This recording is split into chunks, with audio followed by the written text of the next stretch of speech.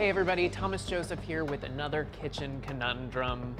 Well, not technically a kitchen conundrum, but it is something that everybody's looking forward to this time of year, and that is game day treats. And today I'm gonna show you one of the things that's really close to me, and that is buffalo chicken wings, because I am from Buffalo. So I'm gonna show you that buffalo chicken wings are really easy to make at home, and you don't need to spend the money going out and buying them for the game day. To start, I have a large Dutch oven here filled with about 4 inches of neutral oil. So that is like a safflower oil, a canola oil, any vegetable oil, something that can go up to a high heat. And to this pot, I'm going to add a wire rack. Now this is one of my favorite tricks here whenever I'm deep frying.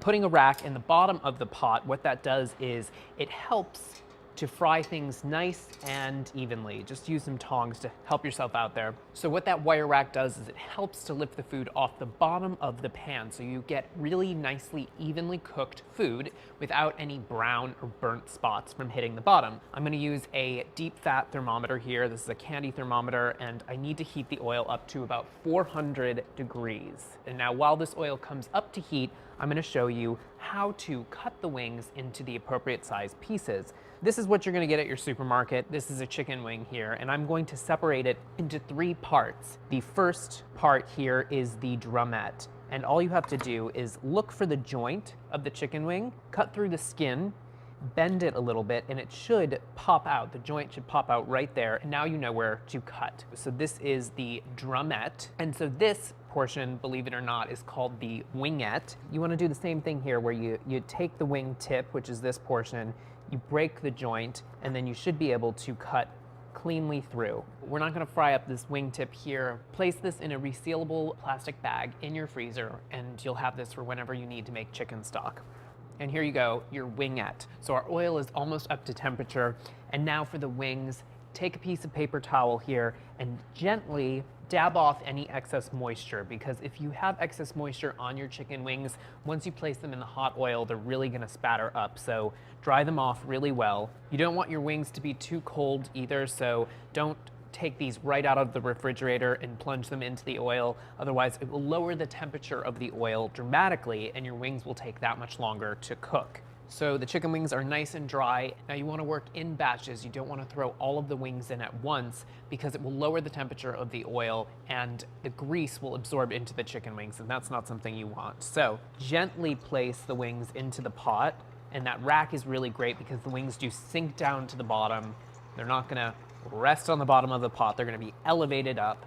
And I'm using about 4 pounds of chicken wings total. Try to fry your drumettes in one batch and your wingettes in another batch. Don't mix them up too much because they do have slightly different cooking times, but in general, the wings will cook about 15 to 20 minutes in total. So I'm on my last batch of wings here, and you want to make sure that when you pull the wings out of the oil, you transfer them onto a wire rack. Don't put them onto paper towel, because what that does is that direct contact with the paper towel, it creates steam and one side of your wing will get soggy. So use a wire rack to drain them off and to cool them slightly. Now, while I'm working on my last batch here, I'm gonna start the sauce, and the sauce is the most important thing for your wings. All it really is 2 ingredients. So I have Frank's red sauce here. That is the real secret ingredient. So I have 1 cup.